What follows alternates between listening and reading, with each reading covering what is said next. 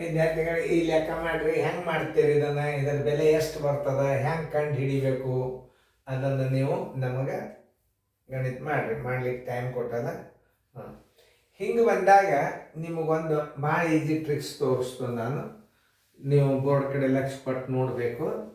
ಈಗ ನಾ ಹೇಳೋದೇನಪ್ಪ ಅಂದರೆ, ಈ ಛೇದಗಳು ಇವು ಅಂಶ ಬೇರೆ ಬೇರೆವ, ಛೇದಗಳು ಒಂದೇ ಇದ್ದಾಗ ನೀವೇನು ಮಾಡಬೇಕು, ಸೀದಾ ಇಷ್ಟೊಂದು ಗೆರೆ ಹಾಕ್ರಿ.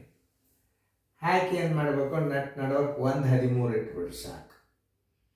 ಆಮೇಲೆ ಈ ಅಂಕೆಗಳನ್ನು ಸರಿಯಾಗಿ ಇಟ್ಬಿಡ್ರಿ. 10 ಇಡ್ರಿ, ಆಮೇಲೆ +5 ಇಡ್ರಿ, ಆಮೇಲೆ -12 ಇಡ್ರಿ, ಆಮೇಲೆ +6 ಇಡ್ರಿ, ಇನ್ನೊಂದು +6 ಇಡ್ರಿ, ಇನ್ನೊಂದು -3 ಇಡ್ರಿ.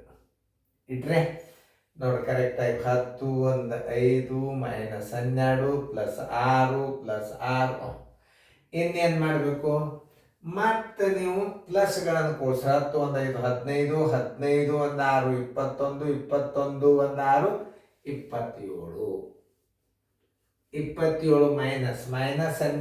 -12 -3 -15 ಸರ್ವಾಸವಾಗಲೇ 13. ಕಳೆಯರು ಎಷ್ಟು ಬರ್ತಾರೆ? 7ರಾಗ 5 ಆದರೆ 2, ಆಮೇಲೆ 2ರಾಗ 1 ಆದರೆ 1, ತಳಗ 13. ಆನ್ಸರ್ 12 13. ಉತ್ತರ ಸಂಖ್ಯೆ ಇಲ್ಲದ ನೋಡ್ರಿ, 12 13. ಉತ್ತರ ಸಂಖ್ಯೆ ಸಿ.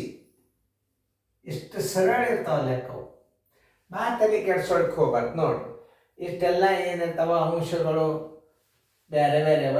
ಛೇದ ಒಂದೇ ಇತ್ತು ಅಂದರೆ ಛೇದ ಒಂದಿಟ್ಟು 10 +5 -12 +6 +6 -3. ಪ್ಲಸ್ಗಳನ್ನು ಒಂದು ಕಡೆ ಇರ್ತಾವೆ. 10 1 5 15, 15 1 6 21, 21 1 6 27 -12 -13 -15, 27 15 ಆದರೆ 12 13. ಉತ್ತರ 12 13. ಉತ್ತರ ಸಂಖ್ಯೆ ಸಿ.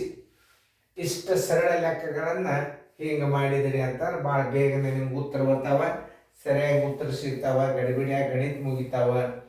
ತಿಳಿತಲ್ಲ? ಹಿಂಗೆ ತಿಳ್ಕೊಬೇಕು, ಗಣಿತಗಳನ್ನು ಸರಿಯಾಗಿ ಅರ್ಥ ಮಾಡ್ಕೋಬೇಕು. ಗಣಿತ ಹೆಂಗೆ ತಿಳಿಸ್ತಾರೆ ಲಕ್ಷ ಪಟ್ಟು ನೋಡ್ರಿ. ಫೇರ್ದಾಗ ಚೆನ್ನಾಗಿ ಬರ್ಕೊಟ್ರು.